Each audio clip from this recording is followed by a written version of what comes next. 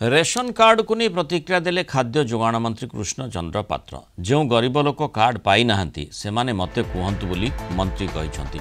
आम पाखरे पर्याप्त कार्ड अछि, आमे नुआ लोकों को कार्ड देबु। जदि भूलले केउ लोकों को कार्ड कटि जाइछि सेमाने आउथरे आवेदन करंतु। आमे सर्वे करी नुआ कार्ड देबु बोली से कहिसंती। 6 लाख लोकों को कार्ड कटिछि। इनकम टैक्स देउथबा और भल चाकरी करिथिबा पाखापाखि 1 लाख लोकों को कार्ड कटिथिबा मंत्री सूचना दैछंती।